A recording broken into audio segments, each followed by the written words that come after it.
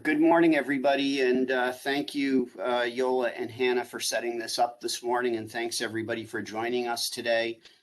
For those of you that don't know me, my name is Chris Logue. I'm the director with the Division of Plant Industry at New York State Department of Ag and Markets, and we do a number of plant regulatory programs, quarantines, survey work, etc., related to agricultural pests and diseases, and work with a number of state and federal agencies on these projects.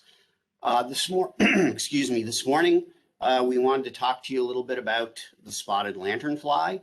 We've had a great deal of media activity over the last several weeks and a lot of reporting from the general public, which we're very appreciative of. We only benefit from public awareness and interaction with the public and help from the public on our work related to invasive species. So today we really wanted to just take a few minutes and try to address your questions, as Yola mentioned. And I'd like to start out by taking a few minutes here at the beginning to just give a little bit of background on SLF. And for those of you who are familiar with it, I apologize if it's repetitive. But I think it'll be a little bit helpful for some of you that are perhaps not as familiar with spotted lanternfly.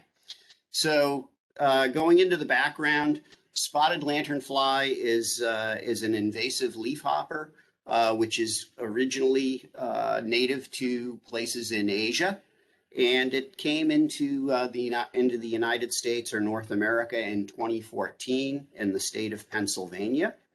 It was originally reported by an individual citizen who was involved with the Pennsylvania Game Commission and observed it on his property.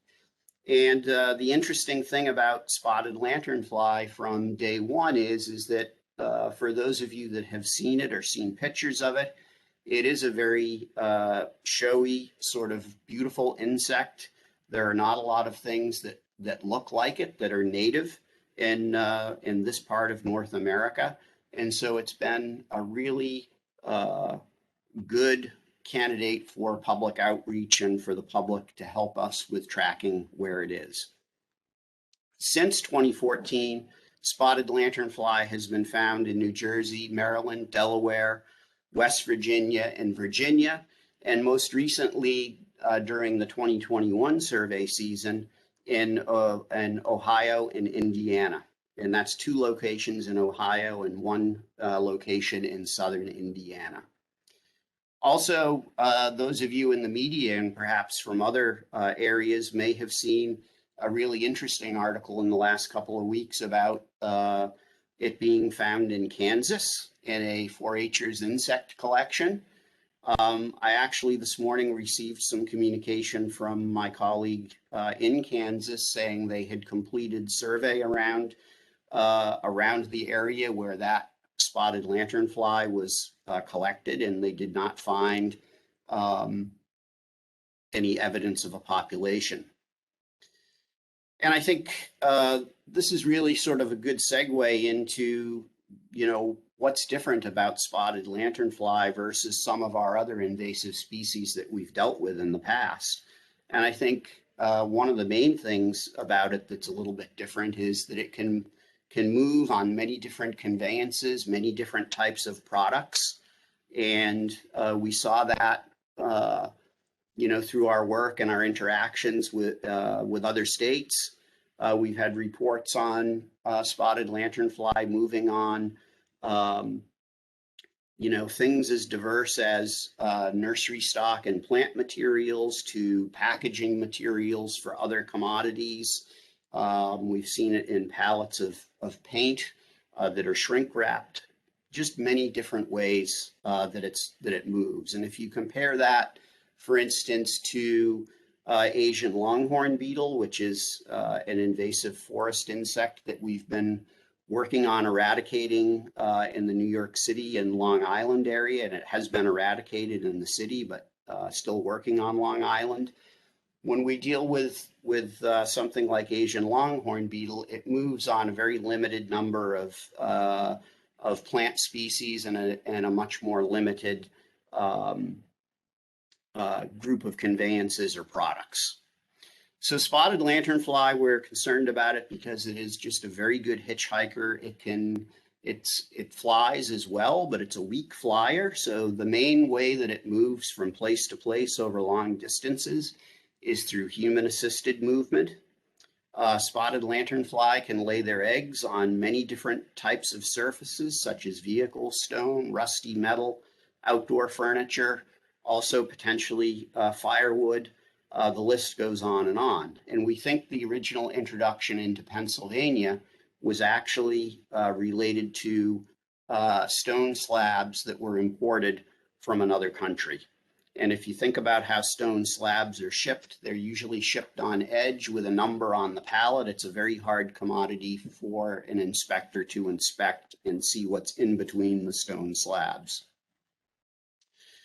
So adult SLF also can be very effective at hitchhiking. They can hitch rides in vehicles or on outdoor items such as clothing and easily be transported into and throughout New York. And so those are kind of the reasons why we're concerned about it and why the human-assisted spread is such an important thing to be aware of.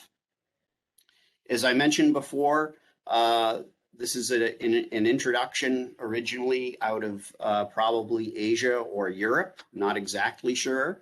And that's not uncommon for us to not necessarily know exactly how something like this entered the country. We do know that it can be a destructive pest. We know that it can feed on over 70 different plant species, including tree of heaven, which in and of itself is also an invasive species. Tree of heaven is a sort of a weedy tree that is in particular pretty common in the warmer areas of New York State, but not necessarily limited to those areas. So we're mostly concerned about this in New York with relation to the impact on the agricultural economy. One of our big commodities here in New York is the grape industry and the associated wine and juice industries. But also we're concerned about it on some other crops as well, like apples, hops, and other types of fruit. When we look at what's happened in places like Pennsylvania and New Jersey, who've been dealing with spotted lanternfly a little bit longer than we have, we do have some documentation of damage in vineyards in Pennsylvania, especially young vineyards that were recently planted. And so we've done quite a bit of outreach with the grape industry and also through the New York State Wine and Grape Foundation to be sure that our partners in the grape industry are aware of this and are prepared to take the necessary actions. When spotted lanternfly feeds on trees and shrubs and plants, it can make them vulnerable potentially to other diseases and attacks from other insects. Spotted lanternfly also excretes large amounts of a sticky honeydew substance, which then will grow something that we call sooty mold, which is just a black mold that grows on the sugary substance that the insect excretes. That sooty mold can interfere with photosynthesis and negatively affect the growth and fruit yield of plants. And in particular on grapes, it can reduce the sugar content in the grapes, which causes issues when you go to ferment those grapes and turn them into value-added products such as wine. So a little bit about the economic impact. Just in general, the estimated economic impact of invasive insects in general in the US exceeds $70 billion per year. And if not contained, spotted lanternfly could have an impact in New York State of, we think, about 300 million annually, and again, mainly to the wine and grape industry. So there are some other things that people should be aware of about spotted lanternfly as well. We also would categorize spotted lanternfly not only as an agricultural pest, but also as a nuisance pest. And when we talk about a nuisance pest, we're really focusing in on the presence of the insect in large numbers, and then also circling back around on the honeydew and the sooty mold issue. the sooty mold and the honeydew can cause situations where homeowners and park managers and others who are trying to enjoy their property and engage in recreational activities to have to wash down decks, wash down furniture, and that type of thing before they can be used to eliminate the sooty mold and the honeydew. So a little bit about what we've been doing about spotted lanternfly here in New York, and a little bit about where we are and where we're going. When I talk about spotted lanternfly, there are a couple of really important points that I always like to make. And the first one is that this is really a story about cooperation and communication among the states and federal agencies. And so we work very, very closely with our colleagues at the Pennsylvania Department of Agriculture. And I always want to recognize the really incredible work that the Pennsylvania Department of Agriculture has done and continues to do. Also, the great work that USDA, Plant Protection and Quarantine, has done throughout the Northeast on spotted lanternfly. Those agencies in Pennsylvania, New Jersey, Delaware, as well as USDA have given New York time to plan.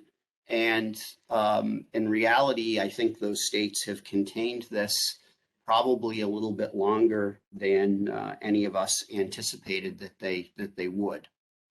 And in particular, Pennsylvania gets quite a lot of credit.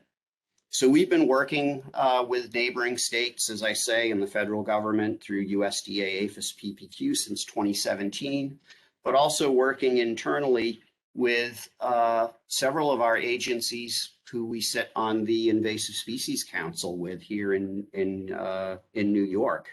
And all 9 of the agencies have had some level of involvement with spotted lanternfly, but in particular, our co-chair on the council, the New York State Department of Environmental Conservation, the New York State Office of Parks, Recreation, and Historic Preservation, the New York State DOT, and also the Thruway Authority have all been really outstanding and active cooperators helping us with survey work.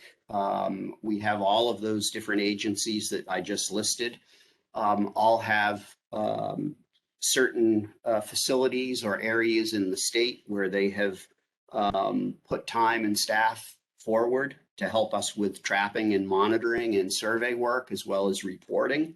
And we're very, very appreciative of all that help. We also had worked very closely up until probably 2019 and into early part of 2020 when the COVID-19 limited some of our ability to do some of our roadside inspection work. We were working closely with the New York State DOT as well as the New York State Police Truck Inspection Unit to piggyback with them and work their roadside inspections and check for spotted lanternfly permits coming out of infested areas in other states, and also raising awareness among the Motor Truck Association and the trucking industry in general. And again, we've had really great cooperation from the Motor Truck Association as well. We've also been working with the railroads, and railroads historically have been an area where the plant protection agencies and organizations have not had all that much presence in the recent past. And spotted lanternfly is actually, we can kind of look at some of the survey data across the Northeast, and it follows some major rail lines. And also, we also know that rail lines have a high presence of Ailanthus. And so we've been working with the Railroad Association as well as USDA in neighboring states to try to work a little bit more with railroads and increase our survey along railroad rights of ways. The other thing that really today's call is related to is again just a what we think has been a pretty robust outreach and education program, and we've had great partners there through Cornell University, Cornell Cooperative Extension, and the PRISMs, which are the Partnerships for Regional Invasive Species Management. And those other agencies on education and outreach have also helped us out with survey and reporting as well. And so we're very appreciative of the many hands making lighter labor for us on this program. So just a little bit on next steps here, and a little bit maybe more of a real-time update for you. So we did discover and confirm our first presence of spotted lanternfly population in New York State in August of 2020, and that was in a location on Staten Island called Clay Pit Pond State Park. It was our colleagues at the New York State Office of Parks, Recreation, and Historic Preservation who had that first detection and reported it back to us. We did work very closely with the New York State DEC and USDA APHIS late last summer and last fall to survey for spotted lanternfly across Staten Island. And at that time, we did detect it at relatively low levels throughout Staten Island. And we're very appreciative also to all the residents of Staten Island and the other boroughs who've helped us to track this. This year, we also have had reports out of the remaining boroughs of New York City. And also, since August of 2020, we have had reports from a number of different places around the state that I would characterize more as sort of satellite locations where a population is beginning to become established. So we'll talk a little bit specifically now about New York City, and then I'll get into a little bit related to the rest of the state. First off, for New York City, we've had hundreds of reports. This insect in particular in the adult stage is very easy to spot when it's present in large numbers. When it's present in low numbers, pretty hard to see. But we've had a lot of reports out of New York City over the past probably month and a half as the adults emerged and were a little bit easier to see. So we do have the information that we need as far as presence and scope and scale in New York City. And the things that we're looking at now is implementing our quarantine. We've had an exterior quarantine on spotted lanternfly for several years. That exterior quarantine put some permitting requirements and inspection requirements on entities in infested areas and what our expectations were for inspection and such coming into New York State. Our next step as we go into the fall, as we finish up our survey data, is looking at the presence and density of spotted lanternfly around within the borders of New York State and putting in place some quarantine measures that help to slow the spread into other areas. And so survey season, just as a point of information, really will go until the first frost. And as most of you realize, the first frost is going to vary greatly. New York State is a very large state. So what we're anticipating is that we'll continue to see reports out of southern areas like New York City, and the reports from other places upstate will taper off a little bit sooner.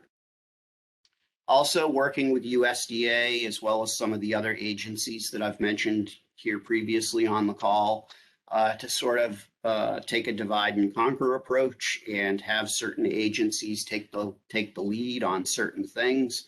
And so, for instance, one of our locations where we have a population of spotted lanternfly is right on the border of Westchester County, New York, and the state of Connecticut. And so in that particular instance, that's a really good location for USDA to take the lead because they have the ability to work on both sides of the border and have authority on both sides of the state border. Also, USDA has a robust presence in some of our transportation hubs, whether it's airports or seaports. And so we anticipate that that the federal folks will take a little bit of a leadership role in those places where they have staff and be able to monitor those ports and shipping locations. As far as citizens in New York City, again, I think we appreciate all of the reports that they've given us as far as where spotted lanternfly is. We think the message for New York City pivots a little bit here with what we know as far as the presence of spotted lanternfly, and that message really pivots to folks being vigilant about not transporting spotted lanternfly adults to other locations. We know fall is a time of year where people want to get out of town and potentially go out and visit some of the locations upstate or out on Long Island, where agricultural production is a little bit more prevalent. And so folks in the city should be careful not to be transporting adult spotted lanternfly. And then the other thing is that we've had our first reports of spotted lanternfly egg laying. And so all of the adult spotted lanternfly that you may see flying around right now will die at the time of the first frost, but they will have mated and laid eggs before that first frost. And so we've been seeing the first reports of egg laying a couple of weeks back out of Pennsylvania and Delaware. We've had a couple of reports of fresh eggs from our survey crews out around the state. And so folks also need to be looking at any sorts of outdoor goods that they might be transporting from place to place to be sure that there are not egg masses present. Also, another thing that citizens can do is they can safely engage in scraping egg masses that they can easily reach or have access to. And we have instructions for that on our website, and you also can find instructions related to that on the New York State IPM website, and just in general, some very good resources on those various websites. As far as the rest of the state is concerned, we have had several sightings in upstate New York. In particular, we've been concerned with Ithaca, where we did have a report last year and where we did take some action to reduce egg mass numbers over the winter months. We've had observations of small numbers of adults when our survey crews have been back in the Ithaca area, and we do have some plans for treatment in the works there. But again, you know, as you look at doing treatments, there are a lot of pieces that have to fall into place and a lot of permissions that have to be granted before we take those types of actions. Also, recently, we had a report in the southern tier in the Conklin area. And again, that particular area is one that we've been monitoring very, very closely over the past several years because that is in the area of Interstate 81, major north-south route. If you look at where the infested area is in Virginia, it is along Interstate 81. And it runs right through the heart of Pennsylvania and is a pretty robust transportation route. So these upstate sightings really are our biggest concern here at Ag and Markets right now. And so upstate, we really need the residents to continue to be vigilant about reporting for spotted lanternfly. And we do have a reporting tool that's available on our website, and we'll make sure to get that website out to everybody. And if someone from the general public finds one, if they can take a photo of it and report it through the reporting tool, that's very, very helpful. And it's also very helpful if they can safely collect a sample of the spotted lanternfly and they can put it in hand sanitizer or put it in the freezer to kill it and then report it to us. We're prioritizing responding to reports right now out of the upstate area, and really want to be continue to be very vigilant with those. So just some final thoughts for you. I mentioned already that egg masses will be coming out very, very soon, and that folks will be able to see those. Again, instructions and some videos on that are available, various locations. Again, you know, one of the things that I think has been a little bit of a bright spot with spotted lanternfly is that there's this really great spirit of cooperation among the states, as well as a lot of different agencies and entities here around the state. And you have some really excellent researchers doing amazing work to look at biological controls at Cornell University, as well as at Penn State University. You have some great researchers and scientists at places like Temple University who have been working with USDA as well as other entities to really look at the spread models and get a better sense of where spotted lanternfly is most likely to take hold and cause issues. And all of those things help us to think about long-term solutions, and our current actions are really to give adequate time to all those researchers to figure out longer-term solutions for us. So with that, I will turn it back over to Hannah and Yola, and I'll let them moderate the question and answer piece. Great. Thank you, Chris. I have been looking at the chat and haven't seen any chats come in with questions. So if anybody has questions right now, I would encourage you to chat them to me at the moment, or you can use the raise your hand function within the WebEx, and I can find you and unmute you. So we'll just give that a minute to see if anybody has any chats.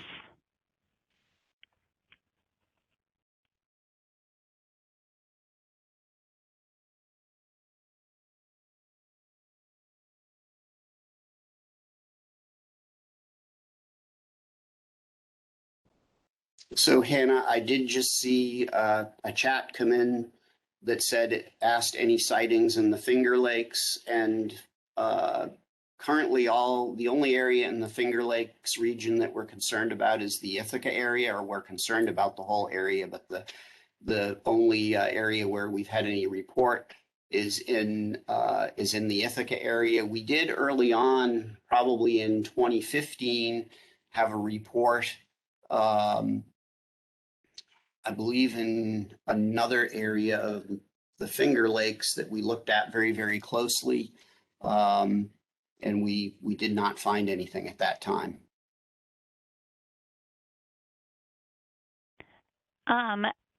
Chris, I can also take the next one. So where can we ask the recorded version of this meeting to use a portion in our newscast? We will be posting that to our agency YouTube channel later this afternoon. So if you go to agriculture.ny.gov and go to the bottom, you'll find the button for the YouTube. So we'll try to get that up ASAP. And Chris, another one from WBFO, any spottings in the Buffalo, Niagara area? Yeah, so no reports in the Buffalo, Niagara area at this time. And one of the things that I think is important to just make a point here is that we get reports that from time to time when we look at them, it could be a one-off. It could be a dead spotted lanternfly in some type of goods. And when we have gotten those reports, we go in there and we look very, very carefully. We do survey. We be sure that something wasn't brought in to the extent that we can verify that through survey.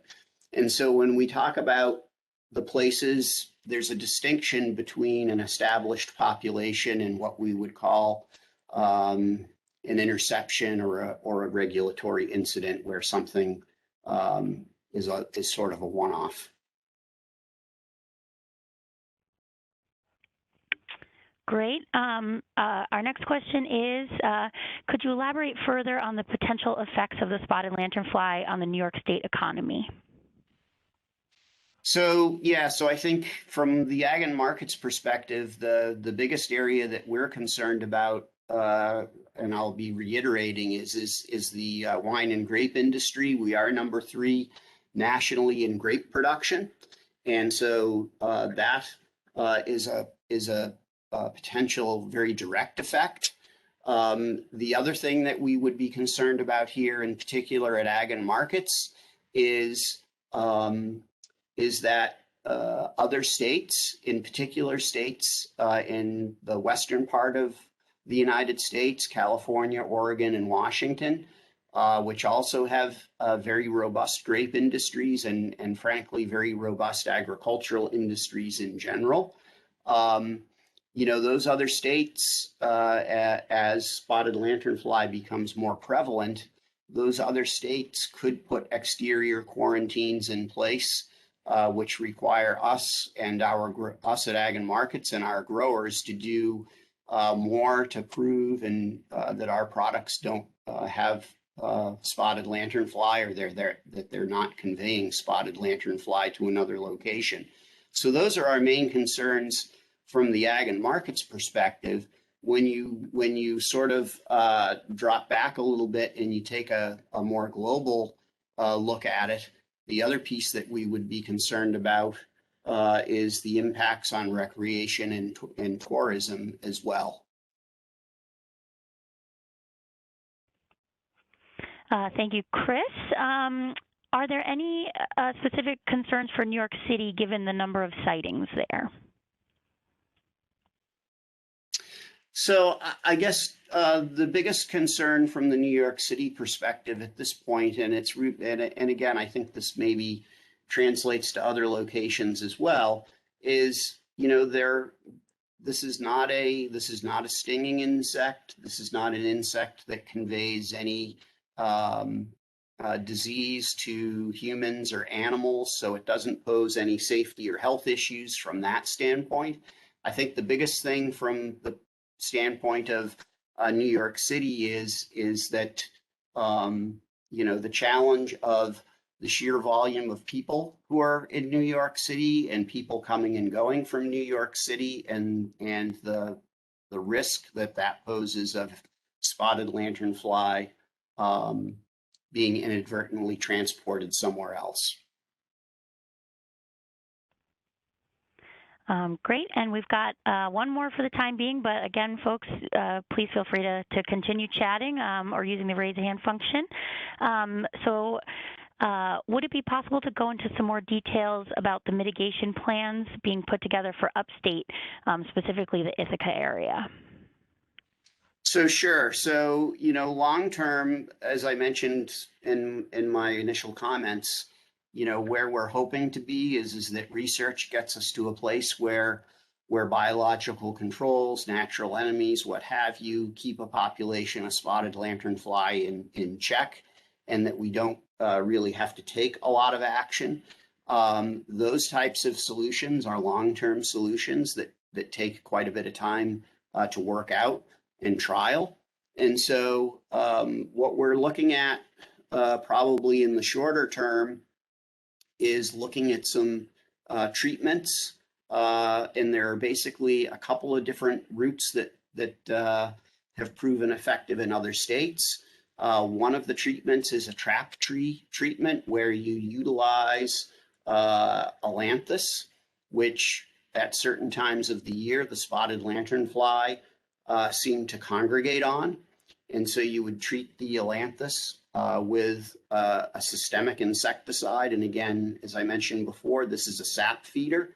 And so in that trap tree sort of a treatment, the insect feeds on the tree and is killed as a result of that feeding.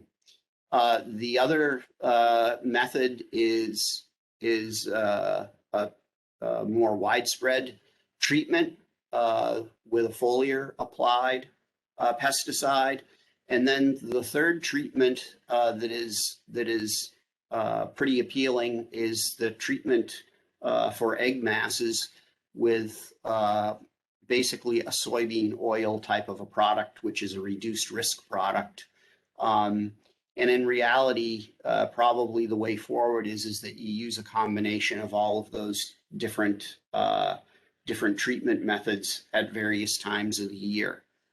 There's a lot of work to be done in the background to get all the clearances to do those types of treatments. And you know, as a government agency, we really, you know, I think we have a very important role to play to be sure that all of those rules and regulations and actions are done by the book, and that we're dotting all the I's and crossing all of the T's on that.